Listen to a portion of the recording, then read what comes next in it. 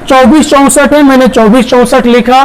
और यहाँ पे दशमलव के बाद कितना अंक है, 1 2, तो देखिए मैंने दशमलव लगा के 2 जीरो ऑटोमेटिक दे दिया। बच्चे लिखते कैसे, मैं देखा हूं पढ़ाने के दौरान कि उसको ऐसे घटाएंगे 24 64 3.08, इसको ऐसे लिखकर घटाते हैं, जिसके वजह से उनका ये भूल होता है।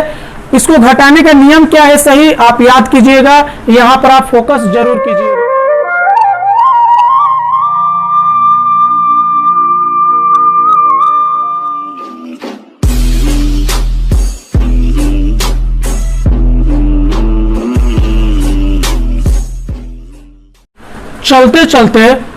चलते चलते मंजिल करीब होगी, पढ़ते पढ़ते चीजों की समझ बढ़ेगी। विश्वास करें हमारे ऊपर, विश्वास करें हमारे ऊपर, मैथ का हर चैप्टर आपके करीब होगी। तो स्वागत करता हूं आपको अपने चैनल सेल्फ स्टडी पर। मेरे प्यारे स्टूडेंट्स, आप जानते हैं कि इस लॉकडाउन के दौरान आपका सिलेबस कितना प्रभावित हुआ है। स्कूल और ट्यूशन बंद होने के कारण आपका सिलेबस काफी अनकंप्लीट रह गया है, और इसीलिए मैं ये नया चैनल आपको पढ़ाने के लिए खोला हूं, ताकि मैं भी आपको इस विषम परिस्थिति में कुछ मदद कर सकूं। और मैं इसमें आपको अभी आपके चैप्टर का यानी क्लास 10 का गोलक चैप्टर को करा रहा हूं, और मैं सवाल नंबर 12 तक पहुंच गया हूं। मैंने आज मैं 12 नंबर सवाल सोल्व कराऊंगा। यदि इसके पहले वाले सवाल आप नहीं देखे हैं तो जाकर हमारे वीडियो के प्लेलिस्ट में देखिए, जिसका प्लेलिस्ट का ही नाम है क्लास 10 गोलक। तो चलिए बिना वक्त गवाए हुए हम आज का जो हमारा टॉपिक है गोलक, और सवाल नंबर 12 से सोल्व करते हैं। इसके पहले का सवाल मैंने अलग अलग वीडियो में बना दिया है, अगर आपने वो नहीं देखा है तो सबसे पहले जाकर प्लेलिस्ट में उन वीडियो को देखें सीरियल से। उसमें एक बेसिक कंसेप्ट की वीडियो है, जो मैं बताया हूं कि गोलक बनाने के लिए किन चीजों पर हमें सबसे ज्यादा ध्यान देने की जरूरत है, तो वो भी वीडियो वहां पे बनाया गया है। बेसिक कंसेप्ट उसका थंबनेल का नाम है, आप वहां से भी जाकर उसको जरूर देखेंगे, क्योंकि उसको देखने के बाद मुझे नहीं लगता कि आपको इस चैप्टर में कुछ रह जाएगा समझने के लिए। चलिए हम 12 नंबर सवाल की तरफ बढ़ते हैं। यदि वीडियो अच्छा लगे तो एक लाइक जरूर कीजिए। एक धातु के गोलक का ऊपरी तल इस प्रकार काट लिया गया है कि नए गोलक के वक्र तल का क्षेत्रफल पहले के गोलक का आधा है। कटे भाग के आयतन के साथ शेष गोलक का आयतन का अनुपात ज्ञात करो। देखिए एक नया गोलक है, देखिए मैंने यहाँ पर एक गोलक का पिक्चर बनाया है। जो नया गोलक है इसका ऊपरी भाग काट लिया गया, काटने के बाद उसका कुछ पिक्चर इस तरह से हो जाएगा। काट कर जो कटा हुआ भाग आया उससे एक नया गोलक किस तरह से बनाया गया। इसमें बोला जा रहा है कि इसका जो वक्रतल का क्षेत्रफल है, इसके वक्रतल के क्षेत्रफल का क्या है, आधा है। आप सवाल को समझिएगा अच्छे से। तो मैंने क्या कर लिया कि माना पहले गोलक का अर्धव्यास, मैंने इसका अर्धव्यास मैंने बड़ा आर मान लिया हूं, और नए गोलक मैंने ये जो गोलक बना है तो इसका अर्धव्यास मैंने छोटा आर मान लिया हूं, ठीक है। तो पहले गोलक का वक्रतल का क्षेत्रफल, आप जानते हैं कि गोलक के वक्रतल का क्षेत्रफल का फॉर्मूला क्या होता है, 4 पाई आर स्क्वायर। देखिए मैंने लिख दिया 4 पाई आर स्क्वायर। जो नया गोलक था, नया गोलक को मैं बड़ा आर माना था, तो यहां पर मैंने बड़ा आर लिख दिया हूं। और सॉरी, ये पहले गोलक का जो यहां पर आर माना गया था बड़ा आर, मैंने वो बड़ा आर लिख दिया हूं। और ये देखिए नए गोलक का वक्रतल का क्षेत्रफल, यानी इसको जो अर्धव्यास है छोटा आर माना गया था, तो इसका मैंने यहाँ पे छोटा आर लिख दिया हूं। अब देखिए इसको हम एटीपी में दोनों को बराबर करेंगे और ये लिखेंगे कि इसका जो क्षेत्रफल हो रहा है, इसका क्षेत्रफल आधा है इसके क्षेत्रफल से। यहाँ पर एटीपी में लिखा हूं कि ये जो नए आपका पहले गोलक का क्षेत्रफल का है, और ये जो है नए गोलक का वक्रतल का क्षेत्रफल है, तो ये आधा है। तो आधा इसको दिखाने के लिए हम इसको बाई क्या कर देंगे, 2 कर देंगे। देखिए ये जो पहले गोलक का क्षेत्रफल था इसको बाई 2 करेंगे तो क्या हो जाएगा, आधा हो जाएगा। ये जो आधा इसके क्या है, बराबर है। जो सवाल में हमारा दिया गया है कि पहले गोलक के वक्रतल के क्षेत्रफल से जो नया गोलक का वक्रतल का क्षेत्रफल बन रहा है, तो नया गोलक का वक्रतल का क्षेत्रफल पहले गोलक के वक्रतल के क्षेत्रफल से आधा है, तो इसको बाई 2 करेंगे तो ये आधा हो गया, और इसके ये क्या हो जाएगा, बराबर हो जाएगा। इसको समझ लीजिएगा थोड़ा अच्छे से। ओ आर मैंने किया। हाँ, एक बात और बता दूं, बच्चे जो हैं यहाँ पे ओ आर देना भूल जाते हैं। मैं आपको बताता हूं कि जब भी सवाल में बराबर रहे, या तो आप ओ आर लिखिए, या तो आप बराबर का चिन्ह, या तो आप या का चिन्ह दीजिए, या में या की मात्रा या। ध्यान रहे ये बात।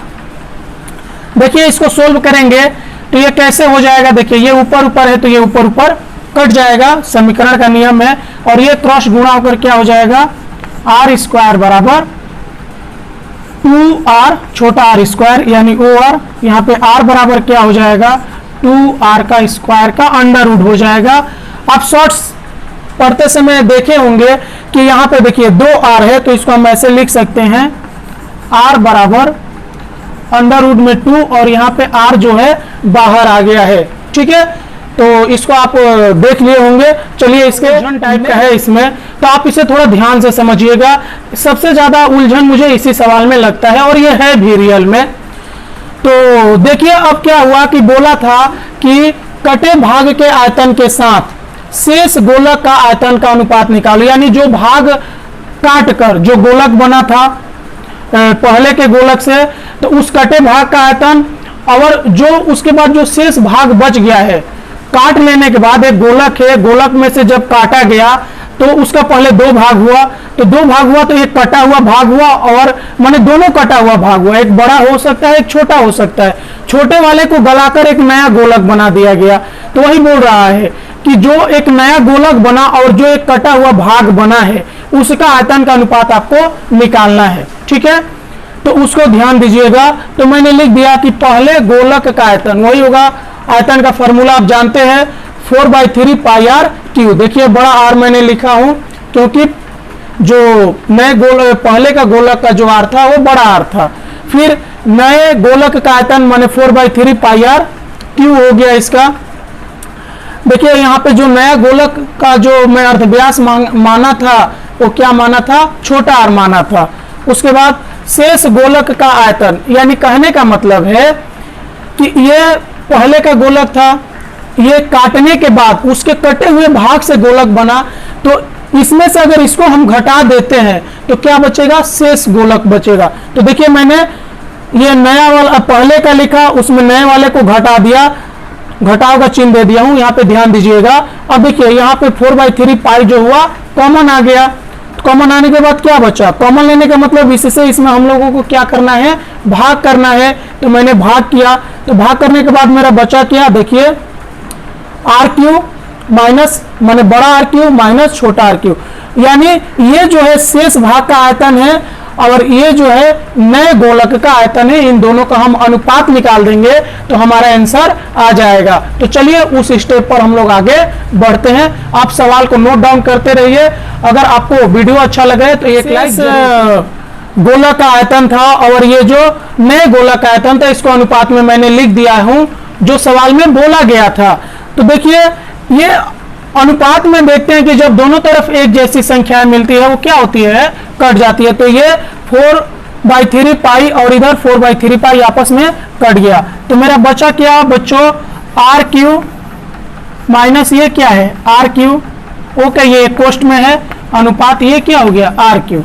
अब देखिए यहां पर आर, इस आर का मान आपका आया था, इस आर का मान कितना आया था आपको याद होगा, इस आर का मान आया था √2 आर का ये क्या हो गया क्यू, माने इस आर का मान मैं जब वक्र तल का क्षेत्रफल को जब एटीपी में रखा था दोनों का, तो वहां पर हमें ये आर का मान आया था। ठीक है, और ये क्या हो गया माइनस आर क्यू अनुपात ये क्या हो गया आर क्यू। ठीक है, चलिए इसको इधर डेवलप करते हैं। अगर देखिए इसका क्यू निकाले √2 आर का क्यू अगर निकालेंगे, यानी इसको अगर ऐसे लिखेंगे √2 R into √2 R into √2 R, यानी कहने का मतलब है अगर किसी भी संख्या के ऊपर क्यू रहता है तो उसको तो 3 बार लिखना ही है।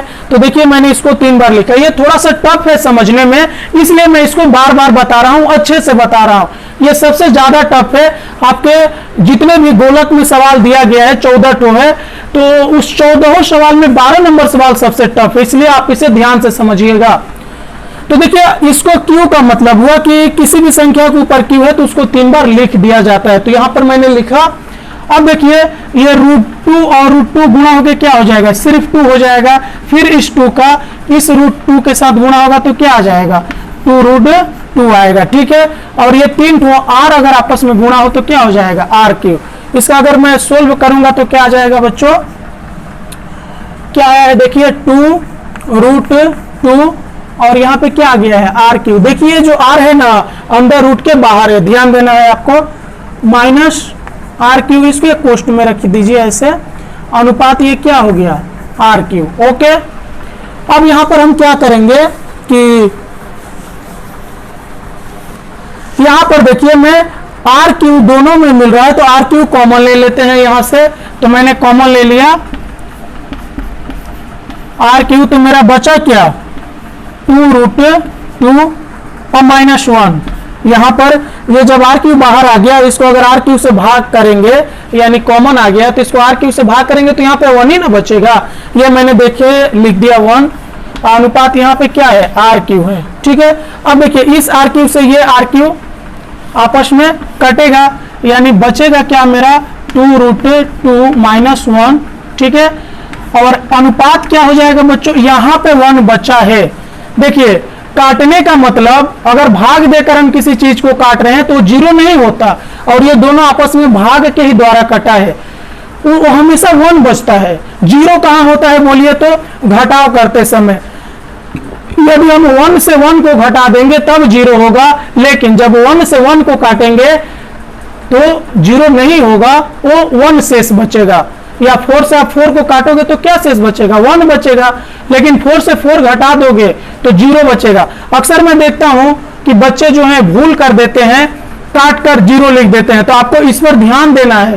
काटने से कभी 0 नहीं होता, अगर सेम संख्याएं आपस में कट रही है तो उसका मतलब आपका 1 बच जाता है, उसका जो भागफल क्या बचता है 1 बचता है। लेकिन जब सेम संख्या आपस में घटती है तब वो 0 जाकर होती है, ठीक है। तो ये हमारा सवाल कंप्लीट हो गया है। यही हमारा जो है आंसर पूछा था कि शेष जो शेष भाग का गोलक है उसका आयतन और नए गोलक के आयतन का अनुपात, तो जो मैंने यहां पर निकाल दिया हूं। फिर भी यदि आपको यह सवाल समझ में नहीं आया तो कमेंट के माध्यम से मुझे जरूर बताइएगा, क्योंकि ये सबसे डिफिकल्ट सम्स है, आपके 14 चैप्टर का इंपॉर्टेंट सम्स भी है बोर्ड के लिए। आप इसे बार बार प्रैक्टिस कीजिएगा। 13 नंबर सवाल में थोड़ा सा चेंजिंग है, आपके बुक में दिया होगा कि 14 सेंटीमीटर व्यास, वहां पे व्यास नहीं होगा अर्ध व्यास होगा। यहाँ पर आपके बुक में व्यास दिया होगा लेकिन वो क्या है अर्ध व्यास से ही सवाल ये बना है, चेंजिंग है। तो आप लोग यहाँ पे अर्ध व्यास जरूर कर लीजिएगा, वरना व्यास करके बनाइएगा तो आंसर नहीं आएगा। 14 सेंटीमीटर व्यास वाले एक भूगोलक के अक्ष का वक्र तल में 0.7 सेंटीमीटर अर्धव्यास वाले 2 छिद्र किए गए हैं। देखिए मैंने एक ये गोलक बनाया हूं, ठीक है, जिसका जो है आर कितना है 14 सेंटीमीटर, और देखिए इसके ऊपर 2 छिद्र किया गया है। देखिए एक मैंने यहां पर किया हूं और एक यहां पर, और ये जो छिद्र है ये जो है आपका अर्धव्यास वाले 2 छिद्र किए गए हैं इतना सेंटीमीटर। तो ये जो 2 छिद्र है ये एक वृत्ताकार छिद्र हो जा रहे हैं।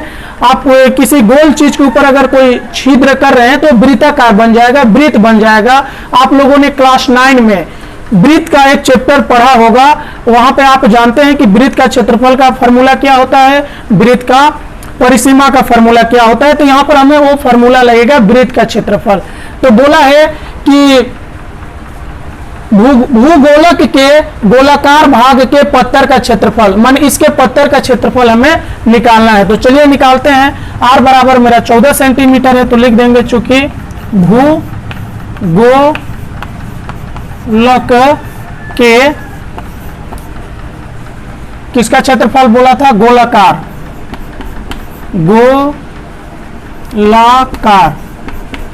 गोलाकार भाग का क्षेत्रफल, गोलाकार भाग का क्षेत्रफल यानी क्या हो जाएगा 4 पाई r स्क्वायर, यानी 4 पाई यानी 22 बटा क्या हो गया 7, मैं बोला हूं पाई का मतलब क्या होता है, 22/7 होता है। उसके बाद आर स्क्वायर होगा, सॉरी छूट गया था, यानी आर स्क्वायर यहाँ पे क्या हो जाएगा, इंटू 14 का स्क्वायर हो गया, यानी 4 इंटू 22/7 इंटू 14 इंटू क्या हो गया 14। ठीक है, इसको इससे काटिए, 7 दूना क्या हो गया, ये 7 से ये 14 दो दान में कट गया, गुणा कर दीजिए। 22 कितना होता है 88 गुणे ये 14 बार 2 गुणा होगा तो क्या हो जाएगा 14 दूना 28। 8 से गुणा कीजिए, 8 8 64 की 4 हासिल 6, 8 64 65 66 67 68 69 70, ये 70 हो गया। फिर 8 दूना 16, 8 दूना 16 1 17 हो गया। जोड़ दीजिए 4 6 और 7 दूना 14 1 1 2, यानी ये कितना आ गया 2464। ये सारा क्या है सेंटीमीटर में दिया गया है, हाँ इतना सेंटीमीटर, यानी ये सीएम क्या हो गया स्क्वायर। ये सेंटीमीटर स्क्वायर का मतलब हुआ कि वर्ग सेंटीमीटर। तो देखिए ये तो भूगोलक का पत्थर का क्षेत्रफल निकला कुल भूगोलक का, लेकिन आप देख रहे हैं कि सवाल में 2 छिद्र भी दिया गया है जिसका हमें क्षेत्रफल निकालकर इसके कुल क्षेत्रफल से घटा देना पड़ेगा, तब जाकर हमारा आंसर आएगा। तो चलिए हम अगले स्टेप पर बढ़ते हैं। यदि वीडियो अच्छा लग रहा है तो एक लाइक कीजिए अपने दोस्तों। वृत्त का क्षेत्रफल का फॉर्मूला क्या होता है, पाई आर स्क्वायर। मैंने पाई आर स्क्वायर लिखा हूं, हालांकि कितने छिद्र है 2 है, इसलिए मैंने इसको 2 से गुणा कर दिया हूं ताकि दोनों का कुल क्षेत्रफल आ जाए। तो चलिए लिखिए, पाई का मतलब क्या हो गया 22/7 गुणे आर स्क्वायर, माने इसका देखिए अर्धव्यास कितना दिया गया है 0.7 का, ये क्या हो गया स्क्वायर गुणे 2। तो इसको लिख दीजिए 22/7 गुणे 7 इसको क्या कर देते हैं 10। 7/10 कैसे आएगा, जब इसका दशमलव हम हटाएंगे तो ये 7/10 हो जाएगा, इंटू 7/10 इंटू क्या हो गया 2। देखिए इस 7 से ये 7 कट गया और हमें जो बचा सबको गुणा कर दीजिए। ये काटने की जरूरत नहीं है क्योंकि किसी भी संख्या को 10, 100 और 1000 से काटना बहुत आसान होता है, तो हम लास्ट में काट देंगे। हाँ, काटने पर भी विशेष रूप से ध्यान दीजिएगा। मैं अक्सर देखा हूं कि बच्चे काटने में ही फंस जाते हैं, उनको समझ में नहीं आता है। तो ये काटने वाला चीज को आप ध्यान से समझिए कि सर कैसे काट रहे हैं, उसी तरह फॉलो करना है ताकि आप एग्जाम में सही तरीका से इसको बिना भूले हुए काट सके। तो देखिए ये 7 से 7 कट गया, तो ये बचा क्या 7 दूना 14 में हमें 22 से गुणा करना है। 14 गुणे क्या हो गया 22, यानी ये 14 दूना क्या हो गया 28, और ये 28 लिख दिया। तो ये 8 हो गया, 8 2 10 हो गया और 3 मैंने आया कितना है मेरा 308 22। देखिए 10 से 10 गुणा होगा तो क्या हो जाएगा 100। अब मैं आपको पहले भी बताया हूं कि अगर किसी भी संख्या को 100 से भाग करना है तो उसके पीछे से 2 अंक के बाद दशमलव लगा दीजिए, यानी इसका क्या हो जाएगा 3.08 cm स्क्वायर। तो ये देखिए ये दोनों छिद्र का माने इसका और इसका क्षेत्रफल आ गया, और ये पूरे भूगोलक का क्षेत्रफल मैंने निकाला ही था। तो पूरे भूगोलक के क्षेत्रफल से अगर इसको हम घटा देंगे तो पता चल जाएगा कि भूगोलक का जो कुल क्षेत्रफल हो रहा है वो कितना हो रहा है। क्यों घटाया जा रहा है, क्योंकि यहाँ पे 2 छिद्र है, तो छिद्र होने का मतलब भूगोलक का ये जो भाग है यहाँ पे कोई पत्थर उत्तर नहीं होगा। ये चूंकि छिद्र को छोड़कर भूगोलक के गोलाकार भाग का क्षेत्रफल, देखिए मैंने ये गोलक का कुल क्षेत्रफल लिखा हूं, घटा दे रहा हूं उन ये 2 छिद्रों का क्षेत्रफल को। तो घटाइए इसको। देखिए बच्चों ये है 24 64, घटाना क्या है हमको 3.08.00। यहां पर घटाने में भी बच्चे काफी भूल करते हैं। यहां पे थोड़ा सा बेसिक कंसेप्ट समझिए इसको कि देखिए ये 24 64 है, मैंने 24 64 लिखा और यहाँ पे दशमलव के बाद कितना अंक है 1 2। तो देखिए मैंने दशमलव लगा के 2 जीरो ऑटोमेटिक दे दिया। बच्चे लिखते कैसे मैं देखा हूं पढ़ाने के दौरान कि उसको ऐसे घटाएंगे 24 64 3.08, इसको ऐसे लिखकर घटाते हैं, जिसके वजह से उनका ये भूल होता है। इसको घटाने का नियम क्या है सही आप याद कीजिएगा, यहां पर आप फोकस जरूर कीजिएगा। क्या है कि देखिए यहां पे कोई दशमलव नहीं है यहां पर, ठीक है, यहां पे कोई दशमलव नहीं है, लेकिन हमें दशमलव वाली संख्या को घटाना है। हम देख रहे हैं इसमें दशमलव के बाद हमारा कितना अंक हो रहा है, 2 अंक हो रहा है, तो हम दशमलव बैठा के 2 ठो जीरो दे देंगे। अगर 3 अंक रहता तो 3 जीरो दे देते, यदि एक अंक रहता तो 1 जीरो दे देते। ये बहुत ज्यादा जरूरी है क्योंकि इसमें कोई दशमलव नहीं है और इसमें दशमलव वाली संख्या को घटा रहे हो आप, तो दशमलव देना जरूरी है। यहाँ पर इसमें दशमलव देना आपको बहुत ज्यादा जरूरी है, तब जाकर ये सही तरीका से आप घटाओगे। ऐसे घटाओगे हमेशा गलत होगा, ऐसे मैंने होता ही नहीं है। आप लोगों ने भूल समझ लिया होगा, अगर कोई भी स्टूडेंट समझा होगा तो ऐसे काम करता होगा, तो इसको ऐसे करना ही नहीं है, इस पर आप ध्यान दीजिएगा। तो इसको घटाइए, ये यहाँ से हासिल ले लेंगे, तो ये 10 में से 8 गया 2, यहाँ पे क्या बचेगा 9 दशमलव, यहाँ पे क्या बच गया है 3, 3 में से 3 गया 0, और ये क्या हो गया है आपका 6 और 4 2, यानी इसका आंसर क्या आ जाएगा 2460.92 cm²। ये आपका आंसर हो गया। ठीक है, अब चलिए हम लोग अगले सवाल पर 14 है। ये बिल्कुल ही सवाल नंबर 8 जैसा बनेगा, बिल्कुल कोई अंतर नहीं है। तो अगर 8 तो आप समझेंगे, तो चलिए इसको मैं बनाता हूं जल्दी से। चूंकि ये ठोस गोलक